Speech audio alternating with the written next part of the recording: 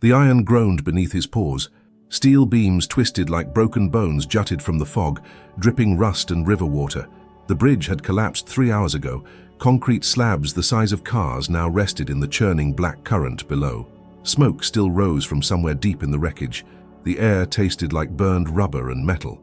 Blaze, a German shepherd with a red rescue harness strapped across his chest, stood motionless on a fractured beam 20 feet above the water. His ears swiveled. His breath came in tight bursts, forming small clouds in the freezing November air. Then he heard it. A sound so faint it could have been the wind. A sound that didn't belong among the sirens and shouting firefighters and helicopter blades overhead. A voice, small, fragile, terrified. Blaze's body went rigid.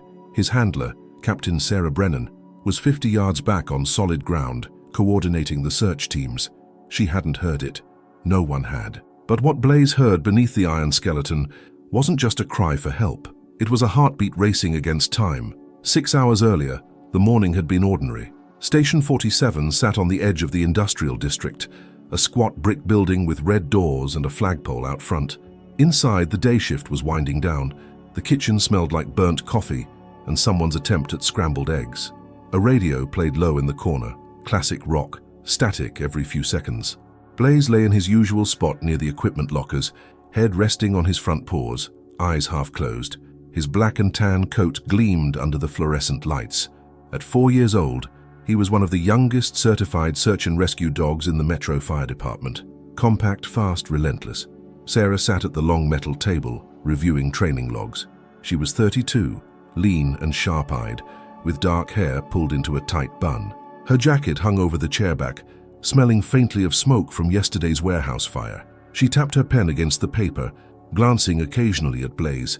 "You sleep through everything, don't you?" she muttered. Blaze's ear twitched. He didn't lift his head. The station was quiet, too quiet for a Tuesday.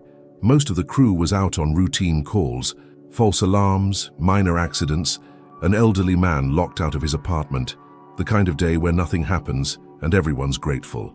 Outside, the city hummed its usual rhythm. Traffic crawled through narrow streets. Delivery trucks honked. Construction cranes swung slow arcs against the pale sky. The Meridian Bridge, a steel arch spanning the river, carried thousands of commuters every hour. It had stood for 83 years, a monument to engineering, a symbol of connection. No one suspected it was dying. Deep in the bridge's southern support column, a hairline fracture had been spreading for months. Rust had eaten through rebar. Water had seeped into concrete joints. Inspection reports sat unread in a city archive, buried under budget cuts and bureaucratic delays. The bridge was a ticking clock, and at 11:47 a.m., the alarm went off. The call came through dispatch with a crackling urgency that made everyone stop. All units, structural collapse at Meridian Bridge. Multiple casualties. Heavy rescue requested. Repeat, Meridian Bridge is down. Sarah's chair scraped back. She was on her feet before the dispatcher finished speaking. Blaze's eyes snapped open. He stood, muscles coiled, already moving toward the door before Sarah grabbed his lead. "Let's go," she said, voice tight. The engine bay erupted into motion. Firefighters pulled on turnout gear, engines roared to life, radios crackled with cross-chatter. Blaze trotted beside Sarah, his focus absolute. He knew the difference between a drill and the real thing. This was real. They loaded into Rescue 4, a heavy apparatus truck packed with cutting tools, rope systems, medical supplies. Sarah clipped Blaze into his safety harness in the back compartment. Through the window, the city blurred past. Storefronts, crosswalks, people on phones who hadn't heard the news yet. The bridge was 4 miles away. Sarah's radio hissed. "Command to all units. Proceed with extreme caution. Unknown number of victims. Structure unstable. Water rescue on standby." Her jaw tightened. She glanced back at Blaze. His eyes were locked on hers, steady, unwavering. "We've trained for this," she said, more to herself than to him. Blaze didn't blink. The truck rounded a corner, and suddenly the bridge came into view. Even from a distance, the devastation was clear. A jagged gap split the center span. Smoke rose in thick columns. Emergency lights flashed red and blue against the gray sky. Sarah's stomach dropped. She'd trained for building collapses, for earthquakes, for train derailments, but this was different. This was massive. The scale of destruction made her hands shake. She tightened her grip on the edge of her seat. Blaze watched her. His tail gave a single, deliberate wag. Sarah looked at him and exhaled slowly. Yeah, we've got this. The truck slowed as they approached the staging area. Other emergency vehicles were already there. Ambulances, police cars, fire engines from stations across the city. A mobile command center was being set up near the riverbank. Sarah stepped out, Blaze beside her. The noise hit them immediately. Sirens, shouting, the groan of metal under stress, the dull roar of the river. The air smelled like diesel and river silt and something sharper. Blood, maybe, or fear. Firefighters moved in organized chaos. Some hauled equipment toward the wreckage. Others treated walking wounded. People with cuts, bruises, shock. A woman sat on the curb crying into her hands. A man stared at the collapsed bridge, his face blank. Captain Luis Moreno, incident commander, stood near a folding table covered in blueprints and radios. He was a broad-shouldered man with a grey mustache and eyes that had seen too many disasters. When he saw Sarah, he waved her over. "Brennan," he said, barely looking up. "We've got at least 20 confirmed victims on the roadway. Another dozen unaccounted for. The north section is holding, but barely. We need to search the collapse zone before the rest comes down." Sarah nodded. "Where do you want us?" Moreno pointed toward the mangled bridge. "Midspan. There's a pocket where part of the deck folded but didn't drop. We think there might be people trapped underneath. It's unstable as hell. One wrong step and the whole thing shifts." "Understood." "And Brennan?" Moreno's voice dropped. "We've got maybe 2 hours before high tide. After that, the current gets too strong. Anything in the water is gone." Sarah's hand tightened on Blaze's lead. "We'll find them." She turned and started toward the wreckage. Blaze moved with her, his body low and alert. The ground beneath their feet transitioned from asphalt to rubble, chunks of concrete, twisted rebar, shards of safety glass that crunched like ice. They reached the edge of the collapse zone. A firefighter in a rope harness was rappelling down into a crevasse between two slabs. Another team was cutting through a car door with hydraulic tools, the metal screaming. Sarah scanned the wreckage. Her training kicked in, assessed the structure, identify safe zones, plan an entry route. But the bridge defied logic. It was a puzzle broken into 1,000 pieces, none of them fitting together anymore. She looked down at Blaze. "Find them." Blaze's nose dropped to the ground. He began to move, sniffing in tight circles, filtering through the chaos of smells. Gasoline, rubber, wet concrete. His training had taught him to isolate one scent above all others: human distress, sweat, blood, adrenaline. He moved deeper into the wreckage, Sarah following close behind, one hand on his harness. The steel groaned around them. Somewhere below, water lapped against submerged debris. They navigated carefully over broken slabs. Sarah tested each step before putting her full weight down. Blaze was lighter, more agile. He jumped from beam to beam with the confidence of an animal who trusted his instincts completely. Around them, other search teams worked. Voices called out, "Clear here! Need a medic! Watch that beam!" The coordination was tight, professional. Everyone knew their role, but Sarah's focus was on Blaze. She watched his body language, the angle of his ears, the tension in his shoulders, the rhythm of his breathing. He was searching, processing, filtering. Minutes passed. They moved deeper into the twisted metal labyrinth. Sarah's boots crunched on broken glass. Her gloved hands steadied her against cold steel. The temperature had dropped. Her breath came in visible puffs. Then Blaze stopped. His ears pricked forward. His head tilted, nose pointing toward a gap between two fallen support beams. The space was narrow, maybe 3 feet wide, disappearing into darkness. Sarah knelt beside him. "What is it, boy?" Blaze didn't move. His body was tense, every muscle locked. He stared into the gap, unblinking. Sarah leaned closer, listening. At first, she heard nothing but the ambient noise. Sirens, water, wind. She held her breath, straining. Then, faint and distant, she heard it too. A sound that didn't belong.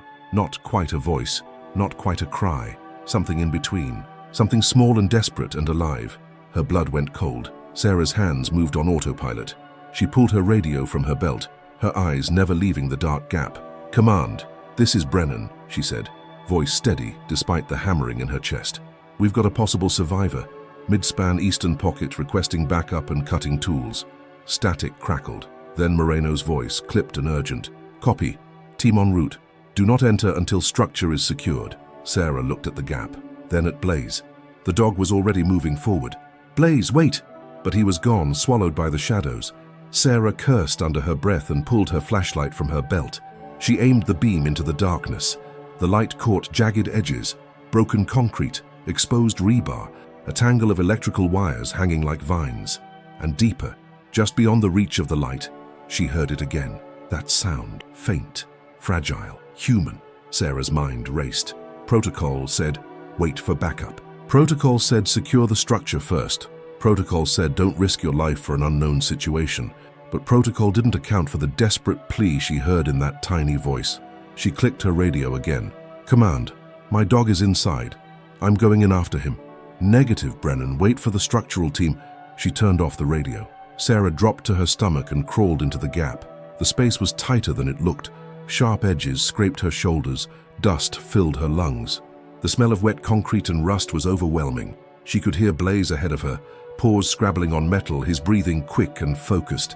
The gap twisted left, then down. Sarah had to squeeze sideways, her helmet scraping against steel. For a moment she wondered if she'd get stuck, if the structure would shift and trap her here in the dark. She pushed the thought away and kept moving. The gap opened into a small cavity, maybe 6 feet across. Sarah pulled herself through and stood, shining her light around. She was inside the bridge's skeletal frame. Steel beams crisscrossed overhead like the ribs of some giant dead beast. Water dripped from somewhere above, the sound echoing. The floor was uneven, littered with debris, pieces of car bumpers, a backpack, a child's lunchbox crushed flat. Blaze stood at the far edge of the cavity, staring down into another gap. This one was deeper, darker. Sarah moved to his side and aimed her light into the void. The beam caught something. A shoe, small, white with pink laces. A child's sneaker. Sarah's breath hitched. She dropped to her knees and leaned over the edge, her heart pounding so hard she could feel it in her throat. Hello? Can you hear me? Silence. Then, faint and broken. Help! It was a child's voice. A girl, maybe 7 or 8 years old. The sound was thin, fragile, like it might shatter if Sarah spoke too loud. I'm here, Sarah said, forcing her voice to stay calm, warm, reassuring. My name is Sarah. I'm a firefighter. Can you tell me your name? A pause, then so quiet Sarah almost missed it. Emma? Okay, Emma. You're doing great. I need you to stay very still, okay? Don't move. We're going to get you out. Sarah pulled back and keyed her radio, remembering she'd turned it off. She clicked it back on. Moreno's voice exploded immediately. Brennan, respond. Brennan, do you copy? I'm here, Sarah said. Confirmed survivor. Child conscious, trapped approximately 15 feet below mid-span. I need a rescue team and a basket stretcher now. Moreno's voice was strained. Copy. Team is 2 minutes out. Brennan, the structure is shifting. Seismology is picking up vibrations. You need to evacuate. Not without her. That's an order. Sarah muted the radio but kept it on. She wasn't leaving. Not now. She looked at Blaze. The dog sat calmly, his eyes reflecting her flashlight beam. He wasn't scared. He wasn't hesitant. He was waiting for her to tell him what to do. Sarah made a decision. She unclipped a small pouch from her vest, a compact first aid kit, no bigger than a wallet. Inside, gauze, tape, a small thermal blanket, a glow stick. She attached the pouch to Blaze's harness with a carabiner. Then she knelt and held his face in her hands, looking directly into his eyes. Listen to me, she said quietly. Go down there, stay with her, keep her calm, understand? Blaze licked her hand once. A single deliberate gesture. Then he turned and dropped into the gap. Sarah's heart clenched as she watched him disappear. She aimed her light down, tracking his descent. Blaze moved carefully, finding footholds on twisted metal, his claws scraping for purchase. He dropped the last few feet and landed with a soft thud. Sarah could see him now in the beam of her light. He was in a narrow space, barely big enough for him to turn around. And there, pressed against the wall, was Emma. The girl was small, pale, her face streaked with dirt and blood. A piece of metal decking rested across her legs, pinning her. Her eyes were wide, terrified, until she saw Blaze. Her expression changed. Fear softened into something else. Wonder, maybe, or hope. Blaze moved to her side, carefully avoiding the debris. He lowered his body and rested his head on her lap, his tail giving a gentle wag. Emma's hands, shaking and small, reached out and touched his fur. A doggy, she whispered. Sarah's eyes burned with tears. She blinked them away. Emma, Sarah called down. Blaze is with you now, okay? He's going to stay right there until we get you out. You're not alone. Emma's voice was stronger now, just a fraction. He's soft. Yeah? Sarah said, smiling despite everything. He's a very good boy. Behind Sarah, she heard voices, footsteps. The rescue team had arrived. 3 firefighters in full gear carrying rope bags, a metal basket stretcher, and a hydraulic spreader. Lieutenant Hayes, a stocky man with a scarred jaw and 20 years on the job, took one look at the setup and shook his head. "You sent your dog down there?" His tone was incredulous but not angry. "He's keeping her calm," Sarah said. Hayes knelt at the edge and shone his light into the gap. He could see Blaze now, curled against Emma's side, his head resting on her lap. The girl had her arms wrapped around him, her face buried in his fur. Her small body was trembling, but she wasn't crying anymore. Hayes exhaled slowly. "Okay, we need to stabilize this section before we can move her. If we pull her out wrong, the whole pocket collapses." "How long?" Sarah asked. 20 minutes. Maybe less if we get lucky." Sarah's radio crackled again. Moreno's voice tight with stress. "All teams be advised. Seismology reports increasing vibrations in the north column. Structure is failing. Recommend immediate evacuation of all personnel from the collapse zone." Hayes looked at Sarah. His expression was grim. "We need to go now." "I'm not leaving her." "Sarah, I said I'm not leaving." The steel around them groaned. A long, low sound that vibrated through the floor. Dust rained from above. One of the beams overhead shifted with a screech like nails on glass. Hayes grabbed Sarah's arm. "If we die down here, she dies too. We evacuate, we regroup, and we do this smart. Or we all end up buried." Sarah wanted to argue. She wanted to scream. But Hayes was right. She knew he was right. She leaned over the gap one more time, her voice barely steady. "Emma, we have to go get some tools, okay? But Blaze is staying with you. He won't leave. I promise." "Okay." The small voice was trusting. Too trusting. Sarah's voice cracked. "You're so brave, Emma. So brave. Just hold on a little longer." She pulled back, every instinct screaming at her not to leave. But she followed Hayes out of the cavity, crawling through the narrow gap, her chest tight, her mind racing. When they emerged into daylight, the scene had transformed. More firefighters had arrived, teams from neighboring districts, specialized rescue units. Engineers in yellow vests stood in a cluster, studying blueprints spread across the hood of a truck. A massive crane was being positioned on the riverbank, its boom extending toward the wreckage like a mechanical arm reaching into hell. Moreno met them at the staging area. His face was drawn, older than it had been an hour ago. "We've got a plan," he said without preamble.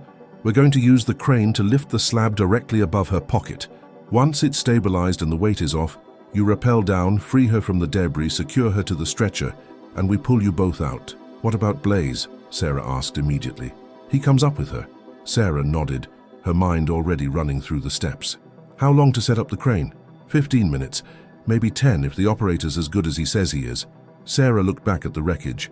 Somewhere deep inside that twisted nightmare of steel and concrete, Blaze was curled around a little girl, keeping her warm, keeping her calm, keeping her alive. 15 minutes. It felt like a lifetime. Sarah paced the staging area, unable to stand still. Hayes tried to get her to sit, to drink water, to rest. She ignored him. Her eyes stayed fixed on the wreckage, on the dark gap where she'd left Emma and Blaze. Around her, the rescue operation moved with practiced efficiency. The crane operator positioned his machine with millimeter precision. Engineers shouted calculations, double-checking load ratings and stress points. Rope technicians prepared the descent system, testing every knot, every carabiner. Sarah's radio crackled with constant updates. Other teams were pulling survivors from different parts of the collapse. A teenager trapped in a crushed car, an elderly man who'd fallen through a gap in the roadway. Each rescue was a small victory.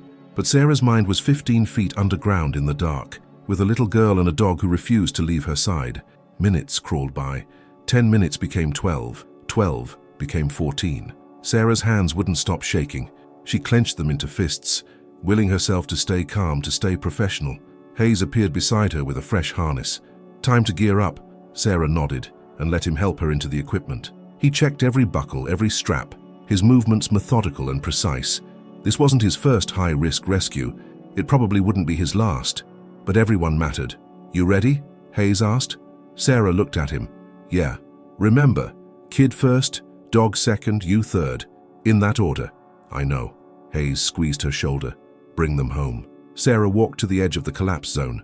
The crane was in position now, its cable hanging directly over the target slab. The operator sat high in his cab, hands on the controls waiting for the signal.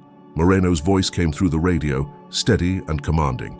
"All teams, stand by. Initiating lift in 3, 2, 1. The crane's engine rumbled like distant thunder. The cable went taut with a metallic snap. The crane groaned, hydraulics hissing. The slab shifted, an inch, then 2. Dust exploded from the gaps in the wreckage like smoke from a gun. The entire structure shuddered, steel screaming against steel. And held. "Go!" Hayes shouted. Sarah didn't hesitate. She stepped backward off the edge and dropped into the gap, rappelling fast, her boots bouncing off twisted metal. The world narrowed to movement and breath and the burn of rope through her gloved hands. She hit the floor of the cavity hard, knees bending to absorb the impact, and immediately unclipped from the descent line. She moved to the edge of the second gap and looked down. Blaze's eyes glowed in the beam of her headlamp, calm and steady. Emma was still curled against him, her face pale, her breathing shallow but steady. The thermal blanket from the first aid kit was draped over her shoulders. Blaze must have pulled it free somehow. "Emma, it's Sarah. I'm coming down." Sarah rigged a second rope to a solid anchor point and began her descent into the lower gap. The space was even tighter than she'd thought, barely enough room to kneel. The air was thick with dust and the metallic smell of blood. She could see Emma clearly now. The girl was pinned beneath a piece of metal decking, a twisted section of bridge roadway that had folded during the collapse. Her legs were trapped beneath it, bent at an awkward angle. Blood streaked Emma's face from a cut above her left eyebrow. Her lips were cracked, her eyes wide and scared, locked onto Sarah's. But she was alive, conscious, breathing. Blaze shifted carefully, giving Sarah room to work. His movements were deliberate, precise. He understood the space was fragile. Sarah pulled the medical kit from Blaze's harness and opened it quickly. Gauze, medical tape, antiseptic wipes. She worked fast, cleaning the cut on Emma's forehead, applying pressure to stop the bleeding. Her hands moved with practiced efficiency, even as her mind screamed at how small Emma was, how fragile. "You're doing amazing, Emma," Sarah said, her voice warm and steady. "We're going to get you out now. I need you to be brave for just a little bit longer, okay? Is Blaze coming too?" Emma's voice was barely a whisper. Sarah smiled, even though tears threatened. "Yeah, sweetheart, he's coming too, I promise." She keyed her radio. "Brennan to command. Patient is stable but pinned. I need cutting tools to free her legs. The decking is resting across both tibias. I can't move it manually." Static. Then Moreno's voice tense. "Negative on the tools, Brennan. The slab is slipping. Crane operator reports the cable is fraying. You've got maybe 5 minutes before it drops. You have to move her now." Sarah's blood turned to ice. She looked at the metal decking. It wasn't crushing Emma's legs, it was resting on them, held in place by the distribution of weight from above. If the slab dropped, the decking would shift. Emma's legs would be pulverized. 5 minutes. Sarah had no choice. She positioned herself at the edge of the decking, bracing her feet against a solid piece of concrete. She gripped the metal with both hands, fingers finding purchase in a gap. "Emma, this is going to hurt," Sarah said gently, "but I need you to be strong. Can you do that for me?" Emma nodded, tears streaming down her face. Blaze licked her cheek, a soft gesture of comfort. Sarah pulled. The decking didn't budge. It was wedged tight, locked in place by the weight pressing down from above. Sarah repositioned, planting her feet wider and pulled harder. Her muscles screamed. Sweat dripped into her eyes despite the cold. The metal groaned, but didn't move. "Come on," Sarah hissed through gritted teeth. She adjusted her grip, found better leverage, and pulled with everything she had. Her shoulders burned. Her back ached. Every muscle in her body strained against the immovable weight. The decking shifted. Just an inch. Emma cried out, a sharp gasp of pain. I'm sorry," Sarah said, her voice breaking. "Just a little more." Blaze barked once, sharp, urgent, a warning. Sarah looked up. Through the gaps in the wreckage above, she could see the crane cable. Strands of steel wire were unraveling, fraying under the massive load. Individual threads snapped with tiny pinging sounds. The slab was going to drop. Sarah pulled harder. The decking scraped across concrete, metal shrieking against stone. Emma screamed, a sound that tore through Sarah's chest. Blaze barked again, his body tense, coiled, ready to move. The decking lifted. Another inch, then 2. Emma's left leg came free. "Almost there!" Sarah shouted, more to herself than anyone else. One more pull, every ounce of strength she had left. Her vision blurred. Her arms shook. The world narrowed to this single moment, this single act. The decking lifted clear. Emma's right leg slid free. "Got her!" Sarah didn't waste a second. She pulled Emma into her arms. The girl was light, trembling violently, her arms wrapping around Sarah's neck in a desperate grip. Sarah could feel Emma's heartbeat against her chest, fast, terrified, alive. She clipped Emma into the rescue harness with shaking hands, securing her tightly against her chest. Emma's small body fit perfectly, her head tucked under Sarah's chin. "Blaze, come." The dog scrambled up beside her, his claws scraping for purchase on the uneven surface. Sarah clipped a secondary line to his harness, her fingers fumbling with the carabiner. The metal clicked shut. "Hauling now!" she shouted into the radio. The rope went taut. They began to rise, slow at first, then faster. Sarah held Emma tight, one arm wrapped around the girl's back, the other gripping the rope. Emma's face was buried in Sarah's shoulder, her small body shaking with sobs. Blaze dangled beside them, calm and still, his eyes fixed upward, trusting the line completely. They were 10 feet up when the cable snapped. The sound was apocalyptic. The crane cable broke with a crack like a gunshot. The massive concrete slab dropped, plunging into the river with a roar that seemed to shake the earth itself. Water exploded upward in a geyser 50 feet high, a wall of spray that drenched everything within 100 yards. The shockwave rippled through the remaining structure. Steel beams buckled, supports twisted. The cavity where Emma had been trapped vanished in an instant, swallowed by the collapsing wreckage. Sarah's line jerked violently. They swung sideways, slamming into a steel beam. Pain exploded through Sarah's shoulder. Emma screamed. Blaze yelped, his body twisting in midair, legs kicking for purchase that wasn't there. "Hold on!" Sarah shouted, though she didn't know if Emma could even hear her over the roar of destruction. The rope stabilized. Above them, firefighters were hauling hand over hand, pulling with desperate strength. Sarah could see daylight now, a growing circle of sky beyond the wreckage, bright and impossibly distant. They rose faster, 10 feet, 15, 20. Metal groaned around them. Another beam gave way, crashing into the river below. The entire structure was coming apart, collapsing in slow motion. Hands reached down, grabbed Sarah's harness, pulled. They burst into the open air. Sarah's feet hit solid ground and her legs buckled. She collapsed onto her knees, gasping, still clutching Emma. Paramedics swarmed immediately, hands reaching for the girl, voices calm and professional. "I've got you, sweetheart. You're safe now. Let's get you checked out." Emma's arms tightened around Sarah's neck. "Don't leave me." "I'm right here," Sarah said, her voice breaking. "I'm not going anywhere." The paramedics gently pried Emma free and laid her on a backboard. They worked quickly, checking vitals, inserting an IV line, wrapping her legs in inflatable splints. Emma's eyes never left Sarah's face. Blaze was unclipped from his line. Firefighters surrounded him, checking him over, offering water from cupped hands. He drank, then shook himself off, water spraying in all directions. His tail wagged once, twice. He looked tired but unharmed. Hayes appeared at Sarah's side and pulled her to her feet. "You good?" Sarah nodded, though she wasn't sure it was true. Her shoulder throbbed, her hands were shaking. Her ears rang from the noise. Her entire body felt like it had been through a blender. But she was alive. Emma was alive. Blaze was alive. That was all that mattered. Moreno crossed the staging area, his face pale, his hands trembling slightly. That was too close. "Yeah," Sarah said. She looked back at the wreckage. The entire section where they'd been had collapsed into the river. If they'd been 30 seconds slower, she didn't finish the thought. Couldn't finish it. Across the staging area, paramedics were loading Emma into an ambulance. The girl turned her head, searching through the crowd of people and equipment. When she saw Sarah, her face brightened just a fraction. She raised one small bandaged hand in a wave. Sarah waved back, tears streaming down her face, cutting clean tracks through the dust and grime. Blaze trotted over and sat beside her, panting heavily. Sarah dropped to her knees and wrapped her arms around him, burying her face in his fur. He smelled like river water and dust, and something indefinably comforting. "Good boy," she whispered, her voice choked with emotion. "Such a good boy." Blaze's tail wagged, steady and strong, thumping against the ground. Hayes stood a few feet away, watching them. He didn't say anything. He didn't need to. The ambulance doors closed with a hollow thud. Sarah stood in the parking area, watching the vehicle pull away, lights flashing but no siren. The emergency was over. Emma was stable, but Sarah's hands still shook.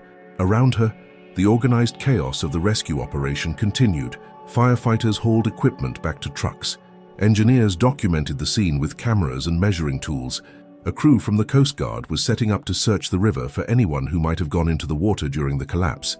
The official count was in: 18 people injured, most with minor wounds. 3 confirmed dead, all killed in the initial collapse before rescue teams arrived. And one miracle. Emma Collins, 7 years old, trapped for 4 hours in the wreckage, pulled out alive. Hayes appeared at Sarah's side holding 2 bottles of water. He handed her one. "Drink." Sarah obeyed, suddenly realizing how parched she was. The water was cold, clean. It tasted like life. "That was the gutsiest thing I've ever seen," Hayes said quietly. "And the stupidest," Sarah almost laughed. "Yeah, you could have died down there. So could she." Hayes nodded slowly. He looked at Blaze, who was lying in the shade of a fire truck, gnawing on a biscuit someone had given him. "That dog of yours is something special." "I know." They stood in silence for a moment, watching the river. The water was calmer now, the debris beginning to spread downstream. In a few hours, this would be a crime scene, an investigation, a political disaster. Questions would be asked, blame would be assigned, lawsuits would be filed. But right now, it was just a place where people had fought death and won. Moreno approached, carrying a clipboard. "Brennan, I need a statement for the report." Sarah turned. "Now?" "The sooner the better. Media's already asking questions. City officials want answers." Sarah glanced toward the perimeter, where news vans were parked behind police barriers. Cameras pointed at the wreckage. Reporters spoke into microphones, their expressions grave, their voices somber. "What do you want to know?" Sarah asked. Moreno flipped through papers on his clipboard. "Walk me through the rescue. Start from when you entered the structure." Sarah recounted the events. Blaze's alert, the decision to send him down, the wait for the crane, the final extraction. She kept her voice professional, clinical, detached. It was easier that way. If she let herself feel it, she'd fall apart. Moreno took notes, nodding occasionally. When she finished, he looked up. "You violated protocol." Sarah met his eyes. "Yes, sir. You entered an unstable structure without authorization. You ignored a direct order to evacuate. You endangered yourself and your animal." "Yes, sir." Moreno held her gaze for a long moment. Then he closed the clipboard. "You also saved a kid's life, so I'm writing this up as a successful rescue with minor procedural deviations. But if you ever pull something like that again, I'll have your badge. Clear?" Sarah's throat tightened. "Clear." Moreno's expression softened just a fraction. "Good work, Brennan, seriously. That kid's alive because of you." He walked away, already talking into his radio about logistics and timelines and debriefing schedules. Hayes clapped Sarah on the shoulder, the one that wasn't bruised, and grinned. "Minor procedural deviations, that's one way to put it." Sarah smiled weakly. "I'll take it." The rest of the day blurred together. Sarah gave statements to 3 different officials: Fire Department brass, City Emergency Management, an investigator from the Structural Engineering Board. She submitted to a medical check: bruised ribs, strained shoulder, minor cuts, mild dehydration, nothing serious, nothing that wouldn't heal. Blaze was examined by a veterinary tech who declared him fit, healthy, and annoyingly cheerful for a dog who just survived a bridge collapse. By the time they returned to Station 47, it was past midnight. The station was quiet. The day shift had gone home. The night crew was out on a call, a kitchen fire in an apartment building, routine and manageable. Sarah walked Blaze to his kennel in the back of the station, but he refused to go inside. He sat at her feet, looking up at her with those steady, dark eyes. "You want to stay with me tonight?" she asked. His tail wagged. Sarah didn't have the energy to argue. She led him to the small sleeping quarters, reserved for overnight shifts, a narrow room with a cot, a locker, and a single window overlooking the parking lot. She kicked off her boots and lay down, still in her uniform, too exhausted to change. Blaze jumped onto the cot and curled up beside her, his head resting on her chest. His weight was warm, solid, comforting. Sarah closed her eyes. She expected nightmares, visions of collapsing steel, Emma's terrified face, the moment the cable snapped, the sickening swing as they slammed into the beam. But instead, she fell into a deep, dreamless sleep. When she woke, morning light streamed through the window. Blaze was still beside her, awake, watching her with quiet patience. "Morning," she said, her voice rough. Blaze licked her hand. Sarah sat up slowly, wincing at the stiffness in her shoulder and the deep ache in her ribs. Her phone was buzzing on the locker. She picked it up and saw dozens of messages, texts from friends and family, calls from reporters, voicemails from colleagues, and one message from an unknown number. She opened it. "This is Dr. Patel from Metro General. Emma Collins is awake and asking for you. Thought you'd want to know." Sarah's chest tightened. She stood, ignoring the protests from her bruised body, and grabbed her jacket. "Come on, Blaze, we've got somewhere to be." Metro General Hospital smelled like antiseptic and floor polish. Sarah walked through the main entrance with Blaze at her side, still wearing his rescue harness with the small bronze medal pinned to it. Normally, dogs weren't allowed inside, but the receptionist took one look at Blaze's official department vest and the exhaustion in Sarah's eyes and waved them through without question. Dr. Patel met them on the 3rd floor. She was a woman in her 50s, with kind eyes and graying hair pulled into a bun. "Captain Brennan," she said, extending a hand. "Thank you for coming." Sarah shook her hand. "How is she?" "Stable. She has a fractured tibia and fibula in her left leg, some bruising on her right, a mild concussion, and minor lacerations. But considering what she went through, she's remarkably well." Dr. Patel smiled. "She's been asking about the dog non-stop since she woke up." Sarah glanced down at Blaze. "Can she see him? I think that would be very good for her, actually. Room 312, down the hall." Sarah walked slowly, Blaze keeping pace beside her. Her heart pounded harder with each step. She didn't know why she was nervous. Emma was safe. The rescue was over. This should be the easy part. But something about seeing the girl again felt profoundly important. Final. She reached room 312 and knocked lightly on the door. A woman's voice. "Come in." Sarah pushed the door open and stepped inside. The room was small, painted pale blue, with a single bed and a window overlooking the city. Emma lay propped up on pillows, her left leg in a cast that stretched from ankle to hip. Her face was clean now, the cut above her eyebrow neatly bandaged with white gauze. She looked impossibly small in the hospital bed. Beside her sat a woman in her 30s, with Emma's same dark hair and wide brown eyes. Emma's mother. Her face was drawn, exhausted, dark circles under her eyes. But when she saw Sarah, she stood immediately. "You're the firefighter," she said, her voice thick with emotion. Sarah nodded. "Yes, ma'am. Sarah Brennan." The woman crossed the room and hugged her. Sarah stood stiffly, unsure how to respond, but the woman held on tight, her body shaking with silent sobs. "Thank you," she whispered against Sarah's shoulder. "Thank you for bringing her back to me." Sarah's throat closed. We just did our job." The woman pulled back, tears streaming down her face. "You saved my daughter's life. That's not just a job. That's a miracle." Emma's voice, small and hoarse. "Is Blaze here?" Sarah smiled and stepped aside. Blaze trotted into the room, tail wagging gently. Emma's face lit up like the sun breaking through clouds. "Blaze." The dog moved to the bedside and rested his chin on the mattress, just like he had in the wreckage.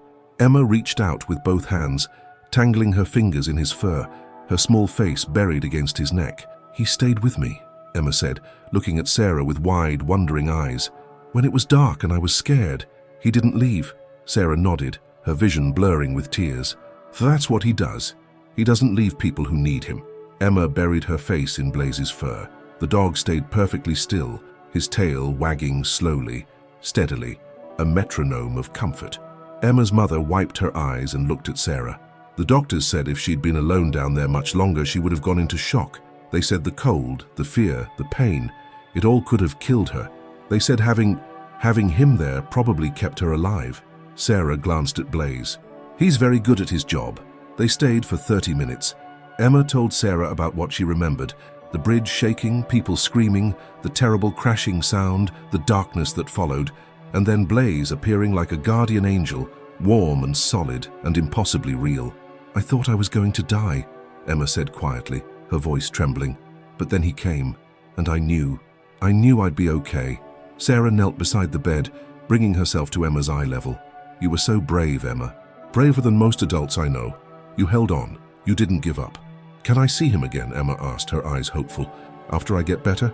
"Of course. Anytime you want. I promise." Emma smiled, a real smile, small but genuine, the first hint of the happy child she'd been before the bridge fell. When Sarah and Blaze finally left the hospital, the sun was high in the sky. The city moved around them, Cars honking, pedestrians rushing, the constant hum of urban life. People who had no idea what had happened yesterday, who didn't know about the bridge or the collapse or the little girl trapped in the dark. Life went on, but Sarah would never forget. She stood on the sidewalk for a moment, just breathing, feeling the warmth of the sun on her face. Blaze sat beside her, patient and calm. "We did good, didn't we?" she said softly. Blaze's tail wagged. 3 days later, Station 47 held a small ceremony in the apparatus bay. The crew gathered in dress uniforms, standing at attention. A local news crew filmed from the corner, their camera lights bright and intrusive. The fire chief, a tall man with silver hair and a chest full of medals, stood at a podium that had been set up near the engines. He spoke about bravery, sacrifice, the duty to serve. His words were formal, rehearsed, the kind of speech given at dozens of ceremonies just like this one. Sarah stood to the side, uncomfortable in her dress uniform, wishing she were anywhere else. Blaze sat beside her, calm and patient, completely unbothered by the attention. The chief called Sarah's name. She stepped forward, her movements stiff and mechanical. He presented her with a commendation, a framed certificate recognizing her actions during the Meridian Bridge collapse, signed by the mayor and the fire commissioner. There was applause, handshakes, cameras flashing. Then the chief knelt beside Blaze and pinned a small medal to his harness, a bronze disc engraved with his name, the date of the rescue, and the words, "For valor and service." "This dog," the chief said, his voice carrying across the bay, "exemplifies everything we value in this department: courage, loyalty, selflessness." He didn't hesitate. He didn't calculate the risk. He simply acted. He is a hero in the truest sense of the word. More applause, more photos. People lined up to shake Sarah's hand, to pet Blaze, to thank them both. When it was finally over, Sarah walked Blaze outside into the afternoon sunshine. The sky was clear, the air cool. Traffic hummed on distant streets. The world kept turning, indifferent and eternal. Sarah sat on the curb and Blaze sat beside her. "You know you're famous now, right?" she said, scratching behind his ears. Blaze yawned, showing all his teeth. Sarah laughed, a genuine sound that surprised her. She pulled a tennis ball from her pocket and tossed it across the parking lot. Blaze took off like a shot, a blur of black and tan, and returned a moment later with the ball clenched in his jaws, tail wagging furiously. They played until the sun dipped low and the air turned cold and the streetlights flickered on. Emma Collins was discharged from the hospital 2 weeks later. She came to the station with her mother, walking carefully on crutches, her casted leg covered in signatures and doodles from friends and classmates. She carried a poster she'd made herself, drawn in crayon on bright yellow poster board. It showed a stick-figure firefighter with dark hair standing beside a dog with pointy ears and a wagging tail. At the top, in uneven block letters, "Thank you, Blaze." Sarah hung it in the break room, right next to the coffee maker where everyone would see it every single day. Emma knelt, carefully, awkwardly, and wrapped her arms around Blaze's neck. The dog's tail wagged slow and gentle, his body perfectly still to avoid knocking her over. "Can I come visit you?" Emma asked, looking up at Sarah with hopeful eyes. Sarah smiled. "Anytime you want, sweetheart." And she did. Once a month, Emma and her mother came to the station.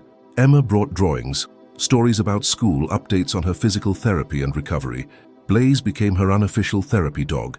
She'd sit on the floor of the apparatus bay with Blaze's head in her lap and talk about her fears, her nightmares, the moments she still saw in her mind when she closed her eyes, the sound of metal groaning, the darkness pressing in, the cold seeping into her bones.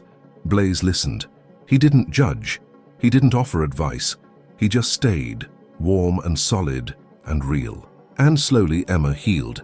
By the time her cast came off 4 months later, she was smiling more often than she cried, laughing more than she trembled. The nightmares came less frequently, and when they did, they were less vivid, less terrifying. She started a project at school, a presentation about search and rescue dogs, about how they're trained, what they do, why they matter. She worked on it for weeks, researching online, interviewing Sarah, taking notes. When it was finished, she asked Sarah if she could bring Blaze to her classroom to be part of the presentation. Sarah said yes. 25 second graders sat cross-legged on the floor, wide-eyed and whispering, as Emma stood at the front of the classroom and told them her story. How the bridge fell, how she was trapped in the dark, how a rescue dog named Blaze found her and stayed with her until help arrived. "He's a hero," Emma said, her voice clear and strong, no longer shaking. "And he saved my life." The kids clapped. They took turns petting Blaze, asking questions, giggling when he licked their hands. The teacher had to shush them 3 times. Sarah stood at the back of the classroom watching. Her chest ached with something she couldn't quite name. Pride, maybe, or gratitude, or the overwhelming awareness that sometimes, in the midst of chaos and disaster, something beautiful could emerge. After the presentation, Emma's teacher pulled Sarah aside. "She's a different kid than she was 6 months ago. You gave her more than her life back. You gave her hope. You gave her strength." Sarah didn't know what to say, so she just nodded, her throat too tight for words. Years passed. Blaze retired at 9 years old. His hips were stiff, his muzzle grey. He spent his days in Sarah's backyard, dozing in patches of sunlight, occasionally chasing a squirrel, but mostly just watching the world go by with calm, knowing eyes. Sarah adopted him officially. He moved into her house permanently, claimed the corner of the couch as his own, and settled into a quiet, peaceful life. No more sirens, no more wreckage, no more danger, just sunshine and soft beds and people who loved him, but he never forgot. On quiet evenings, when Sarah sat on the porch with a cup of tea, Blaze would rest his head on her lap. She'd stroke his ears and think about the bridge, the collapse, the tiny voice in the darkness. She thought about all the lives they'd saved together over the years, the fires where they'd pulled people from burning buildings, the floods where they'd found families stranded on rooftops, the car accidents, the industrial disasters, the missing hikers found just in time. But Emma was different. Emma reminded Sarah why she did this work, why she walked into danger, why she trusted a 4-legged partner with her life, because some bonds go deeper than training, deeper than duty, deeper than protocol or regulations or risk assessments. They're forged in darkness and fear and the desperate aching need to help. They're built on trust, on loyalty, on love. The Meridian Bridge was rebuilt. It took 3 years, a massive project involving engineers from around the world, new materials, new designs, new safety protocols that would prevent another collapse. When it finally opened, the city threw a celebration. Fireworks lit up the night sky. Speeches were given by politicians and officials. A ribbon-cutting ceremony was attended by the mayor, the governor, and hundreds of citizens. A memorial plaque was installed at the entrance, mounted on a granite pillar. It listed the names of the 3 people who died in the collapse: Catherine Wright, 34, Michael Torres, 52, David Chen, 41. At the bottom, a single line: "In memory of those lost, in gratitude to those who served." Sarah visited once with Blaze. He was older now, moving slower, but he walked beside her with the same steady confidence he'd always had. They stood at the railing, looking out over the river. The water flowed dark and endless, carrying debris and memories downstream, always moving, never stopping. Sarah didn't think about engineering or politics or urban planning or the investigations and lawsuits that had followed the collapse. She thought about a little girl in the dark, a dog who wouldn't leave, a rescue that defied every odd. She knelt and scratched Blaze behind the ears. His tail wagged, slow, gentle, content. "We did good, didn't we?" she said softly. Blaze looked up at her. His eyes, still deep and dark despite the grey around his muzzle, seemed to say, "We always do." Sarah smiled. They stayed for a while, watching the river, feeling the breeze, remembering.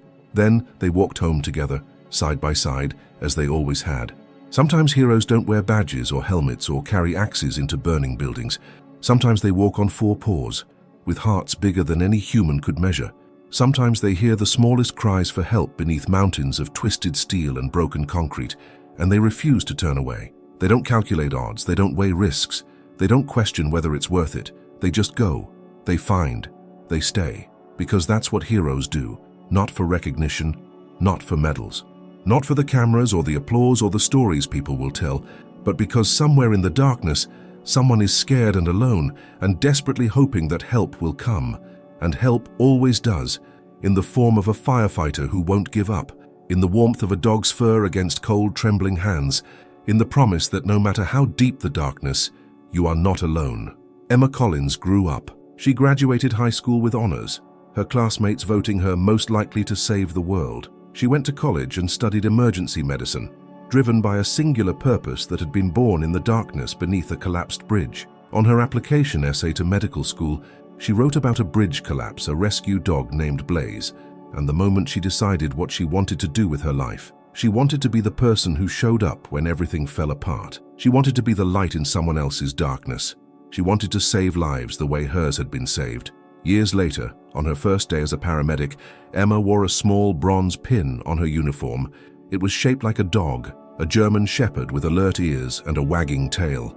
Blaze had passed away 2 years earlier, peacefully in his sleep, with Sarah's hand resting on his side. He was 14 years old, a long life for a working dog, filled with purpose and love, but his legacy lived on.